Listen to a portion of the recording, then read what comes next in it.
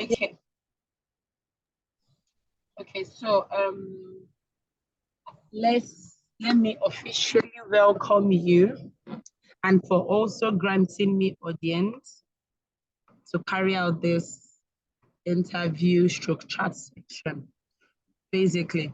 So very quickly, I would just like to just give a rundown or like a mini explanation because I don't know, I've been using the word hummingbird.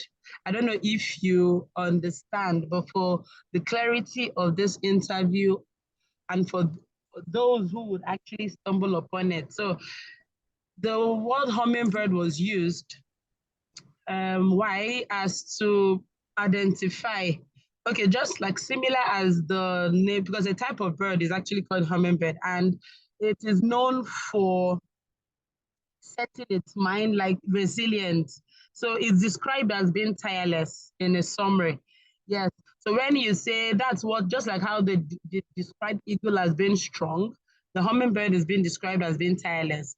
So I think the ALX, the MasterCard Foundation, came up with this hummingbird challenge as to identifying tireless persons in your community that have been carrying out or have set their mind in carrying out a particular project or a change, more or less. And you know, when in doing that, of course, you undergo a lot of obstacles, a lot of challenges, but they were tireless regardless. They were resilient and they were bent on implementing that change. So that's why, or that's how the whole name Hummingbird Challenge came about. So that being said, very, very briefly and quickly, I would just like you to do a very short introduction about yourself, what you do, and the project you're about to talk to us on, if that's fine. Thank you, ma'am. Okay, thank you so much, Louisa, for having me. Okay. My name is CHIAMAKA NDUKWU, and I am the founder of AgroHive, which is an agri-social enterprise that is focused on helping agri-food businesses that are in dear need of skilled and quality agricultural talents to assess the right agricultural talents that can work for them, increase their agribusiness productivity and profitability. So basically at AgroHive, what we do is that we upskill unemployed agricultural graduates and then connect them to these agribusinesses that are looking for the right workforce through our digital hiring platform. And we've been doing this for 5 years plus. So far, we've been able to impact both talents and agribusinesses in Nigeria, Liberia, Uganda, and now we're making some strides in Cote d'Ivoire. Oh, wow. Fantastic. Oh, okay. Thank you very much. And I would just like to ask, so basically, I've seen you have even, I mean, you're widely expanded or like you've gone a long way. As I got speaking to someone else, and yes, it was just basically like a new startup. Yes. So as opposed to the person, I would just want to ask, I see you doing, like you said, you started way back as 2005, if I'm right. No, we started in 2015. 2015. Good. No, we started in 2016 and registered in 2017. Okay. So as far back as then you started, I would just like to ask, so what inspired you? What would you say would be the biggest motivation on you taking this positive action? Why? Why this? Why the line of agribusiness? Why not any other industry, or why not any other line? Okay, so I actually started as an undergraduate. I am an agricultural graduate. So while in school, I discovered that a lot of youths, especially agricultural graduates, are unable to secure good jobs when they graduate, right? And aside the agricultural graduates that are able to secure good jobs, in our communities, for those that are mostly involved in agribusiness, especially in our rural communities and mostly women, they do not have the right improved agronomic skills needed to increase productivity and profitability. So this was a major concern for me as a young lady who was studying agriculture. And while still in school, I really started volunteering with organizations. I started developing skills that are not really based on the curriculum that they teach us in school. So these opportunities started making waves for me, but I discovered that if not for the extra efforts I'm putting, I wouldn't be assessing some opportunities I was assessing then. And I looked at my colleagues, classmates, those that have graduated before me, right? Mm-hmm. And they still don't have like 20% of the skills I have, and they are underemployed or even unemployed. Mm-hmm. And that really gave me a lot of concern for the future of the agri-food sector in Nigeria and Africa at large. So in my fourth year, I got together a group of young people who I organized, and we went to rural communities, training rural women that are involved in agriculture, giving them inputs, farming inputs, training youths on how to use basic digital skills to improve productivity, training women on how to use basic digital skills to improve productivity and all. And we did this for about 2 years. Then in 2019, we measured our impact and discovered that just training young people wasn't really enough, because at that point, we now started seeing that a lot of agri-food businesses are really struggling to find the right workforce. And now on the flip side, those we are training, they are not really maximizing the skills they are getting, because most of them do not have access to lands, especially the young people. Mm-hmm. And for some of the women, after training them and giving them inputs, when we are done with giving them inputs, there is no sustainability strategy for them to keep doing what we are training them or keep, expanding. So we didn't see that previous model as being sustainable. What we did was to reject the idea, right? To find a way to connect these agri-food businesses that are in dear need of skilled agricultural workforce to the right agricultural talents that we've trained. So in this way, it's a win-win for both the businesses and the talents, right? The businesses can get the skilled workforce, and the talents can utilize their skills to earn good money, right? But we went a notch higher in this approach. We decided to focus on placing agricultural graduates with agri-food businesses that can actually pay them well, because a lot of agri-food businesses or small-scale businesses cannot even afford to pay the minimum wage to agricultural talents. And imagine graduates earning less than they should, 20%, more than 50% less than they should ideally earn as graduates, because they have agricultural backgrounds. So that was really what motivated me to start the vision, to solve a problem in the sector, right? To solve a problem for youth unemployment in my sector, for agricultural graduates like myself, and to also solve a problem of access to skilled workforce. Because if agribusinesses do not have access to skilled workforce, it means that there won't be good food production, quality food production. It means that we won't build resilient agri-food system in Africa. So that was basically my motivation. Oh, wow. Wow. Wow. I've just been smiling, grinning from ear to ear since as you're talking. Like, as way back at school, uni. Wow, impressive. Like, you've literally even answered two to three questions I was about to ask, because you just said everything, encompassed everything together. But that's amazing. So, I mean, from what you've just said, as way back as third year, you started it, and then you realized after 2 years, you said, okay, you had to measure, which is very, very true. After you do, I mean, once in a while, we also have to ask ourselves, what exactly your goals? You have to sit back to measure, evaluate yourself and all. And you realize that training was not just sufficient enough. So as of today, how would you describe the impact your actions now have on your community or the broader world after this evaluation and judging from when you started and relating it to today, our current world. Yes. Okay, I would say that we have recorded a remarkable impact. Okay. But I'll answer this question based on the testimonial of some of the young people who have been part of the AgroHive journey. A lot of them really come up and say that if not for the AgroHive, because this is unique to Africa, we're actually the first organization doing this in Africa. And they tell me that some of them even earn like more than 100% what they ever imagined that they would even earn, right?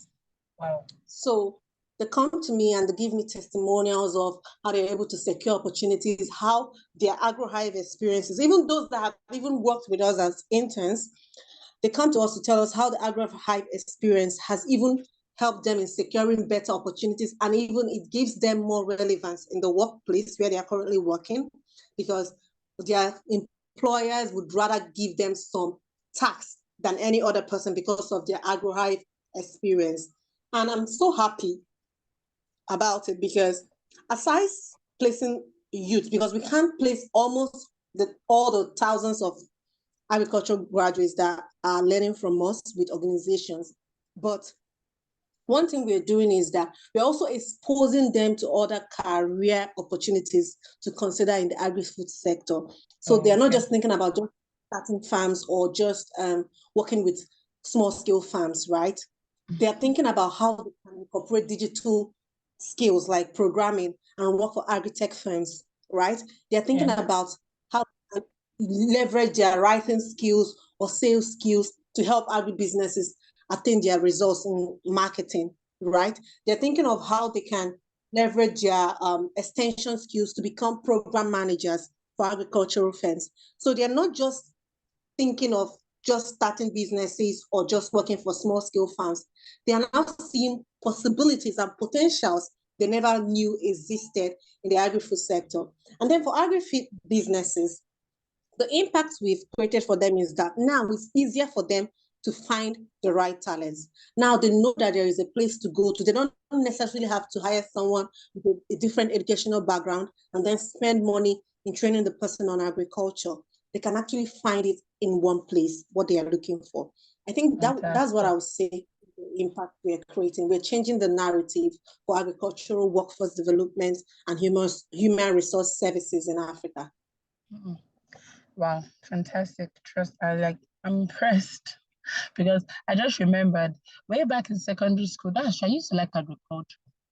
Actually, yes, I did. In fact, that was my favorite subject. Down to valedictory service, I was the best all through. I can't forget. And at some point in uni, I actually wanted to study agri-economics because of my love for agriculture. But I think what eventually put me off was it was a 5-year course as opposed to a 4-year course with my other mates. I'm like, I know, nothing. I don't want an extra year. No, no, no, no, no.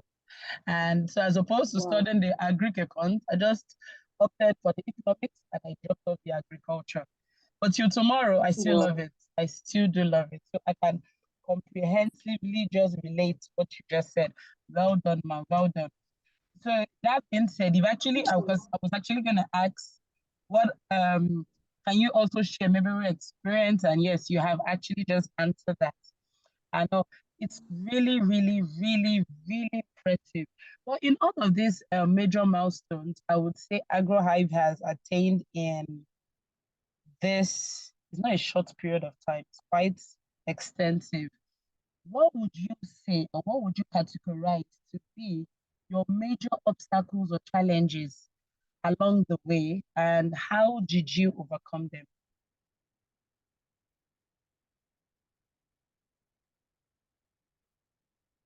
Hello, ma'am. Hello? Oh, yes. I got your question. Sorry, I had to mute now. Okay. So I also dropped a message for you in the chat when I wasn't. Yeah. So for me, I would say that the biggest challenge has actually been learning on the process because I started as a young person with limited formal training, right? And when we started scaling and growing, then raising funds to really build out this dream became a very big challenge. It's still a challenge right now, but one of the key things I did was to figure out how we can start generating revenue within the organization to be able to fund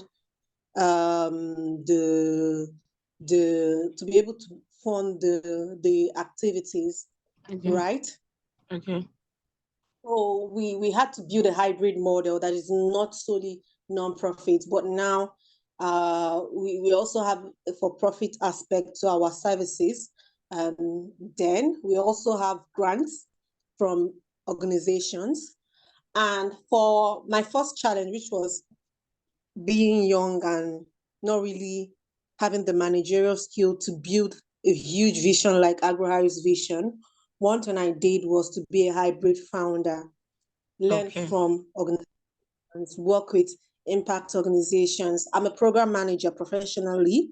I help organizations to develop high quality programs, right? Not just in Nigeria, even across Africa. And I'm also a consultant, a program management consultant for organizations or companies that are looking at their corporate social responsibility and all. So that was another way, through working on these roles, right? I was able to also learn how to build organizations with the right structure.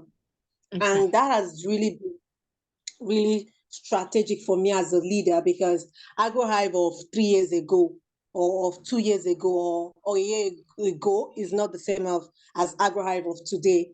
And also, it also made me understand how I can delegate tasks as a leader, build out strategic teams that runs operations while I'm running the strategy of the organization, while I'm playing the administrative role, which every leader should be playing instead of getting into the day-to-day operations of their organizations. So this has really been my way of, overcoming this, navigating these challenges that I've encountered all through the years of building AgroHive.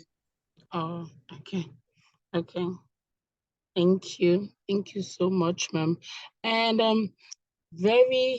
while you were talking, I was just wondering, this is quite positive. This has definitely come to stay in Nigeria, and not just Nigeria, of course, Africa as a whole and extensively the world at large.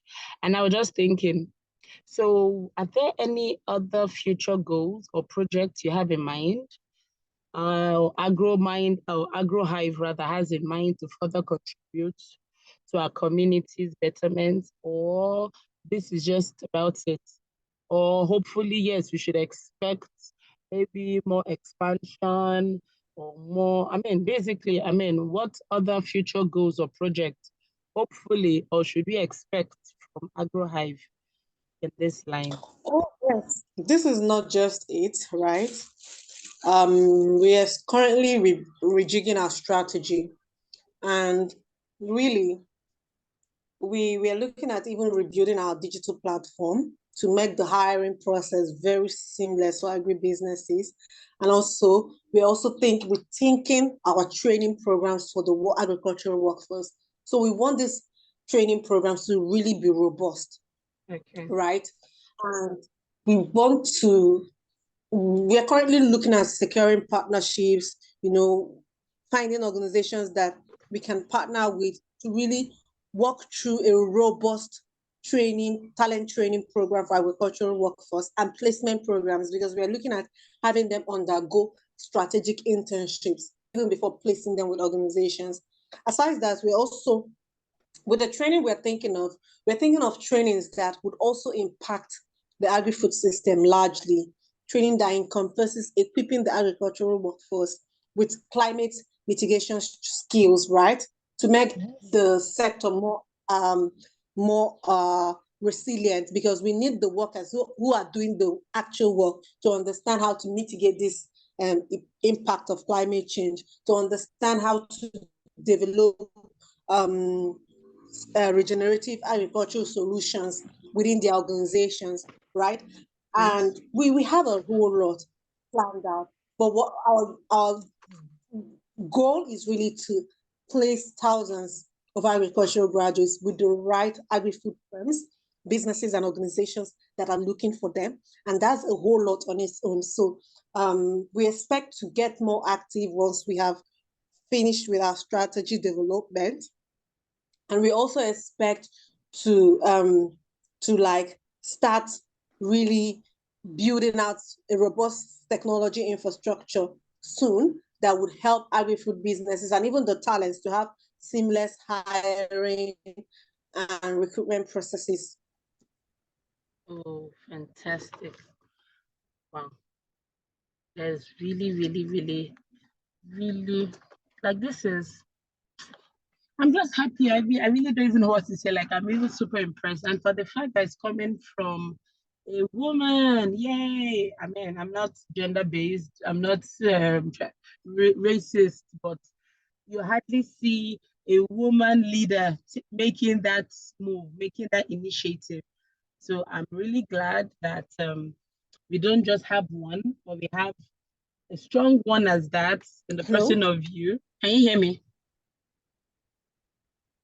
Yeah, I Hello? can hear you now. I can hear you now. Okay. I can So hear you now. I said I'm glad that we don't just have not just a woman making this change, but coming from a Nigerian to reckon with. So I'm so proud and I'm so happy at this. So Thank you so much. lastly, Ma, what advice would you just want to give? Like, what would you want to say? Like in a very brief nutshell, what advice or message would you like to share with others who aspire to also make a positive difference in their community? So a whole lot of people have ideas, when you mean ideas, but I think probably the fear of the unknown. How will I do this? How will I do that? Hello? Yeah, I can hear you now. I can hear you now. Okay. I think So yes, I said, so what other message would you want to give other people who are actually in your or who are actually in that box right now, in that point at which they want to make a message or to make a positive difference?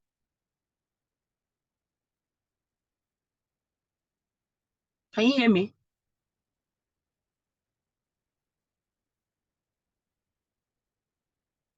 What Hello? message would I like to give Yeah, people so that want so what advice would you just like to share with others, probably to motivate them, people who okay. are aspiring to make a positive difference in their community after hearing your story? Okay, so what I would say is every idea is achievable, right? You only need to start. But the truth is, we all think that we need to be ready, we need to have this, we need to have money, we need to have the infrastructure, we need to have the team, um, everything ready before we start. But from my own experience, if you keep waiting for when you will be ready, you will never be ready, actually.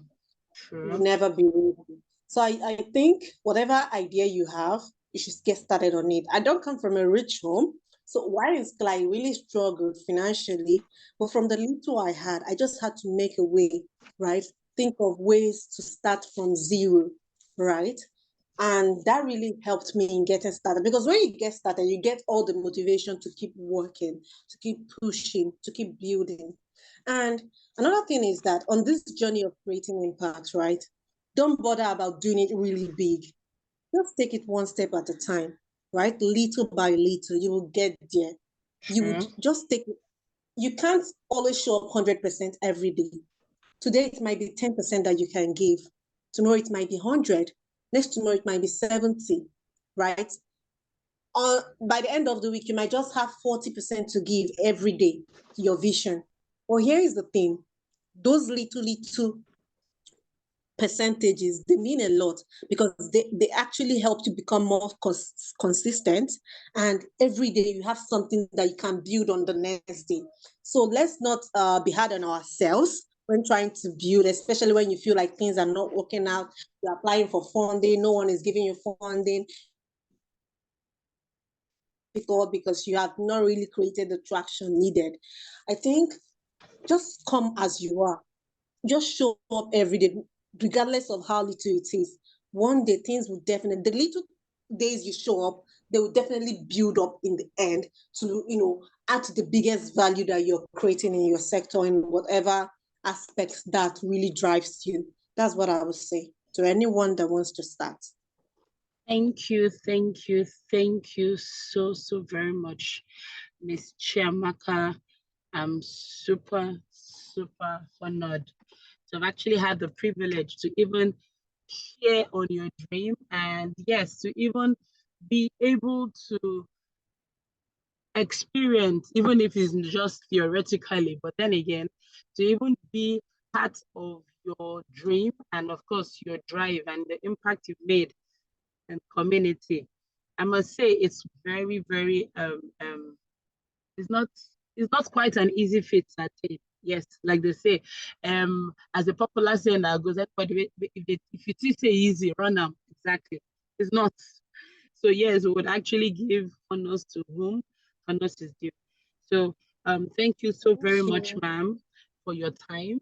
Thank you so very much for granting me this audience in carrying out this Hummingbird interview challenge section. And I must say, overall, while you were talking, what basically inspired me to you? Anyone might ask, so while you, so I think overall it's just your resilience, your drive.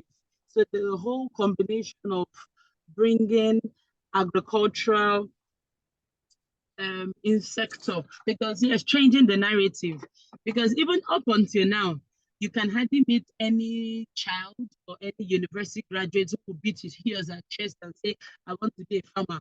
You get this ill look from the public and they're like, I don't understand. And I can bet you, yes, as far back as some unlearned parents can go out way back and be like, did I send you to school to become a farmer? But I'm glad with this initiative. So it's here to change the narrative. And we all know agriculture is all about food too. So where there's food, there's always going to be money. It's just about how you now think outside the box and try to just repackage yourself. So that to me was what drew me to reaching out to you, or what inspired me from your um, impact of your project, the whole idea of combining sustainable practices, technological innovation, community empowerment, impact on food security and education. So it was like all in one, bringing everything together and trying to make a positive difference in the agricultural sector and beyond. It's quite a huge one for me. Yes. Thank So you. like I said before, and I'm still gonna say it again, thank you so much for this dream. And like you said, I will still want to reenact to anyone and to everyone, and even to myself, because when you were talking, I was just thinking to myself, oh, you can hear. So just come as you are. Don't wait for having, of course, you can't even have all the money in the world. Don't just wait, just start. Make that move. And trust me, the more you go, because it's been like a burning passion in you, it will keep on refueling and refueling and keep on moving. So thank you so much for this wonderful sharing section. It has been a privilege for me. And on behalf of ALX MasterCard US Foundation Cohort 13, 2023, I just want to say a very big thank you. And with your permission, permits me to upload this video and to also share and put it out for public purposes, if you don't mind. Yeah, definitely. You're free to share. Thank you. Thank you for the opportunity. So on behalf of the ALX group, my name is Louisa Gonova once again, and thank you so much, Ms. CHIAMAKA NDUKWU, for this beautiful time. Thank you and bye. Thank you. Bye.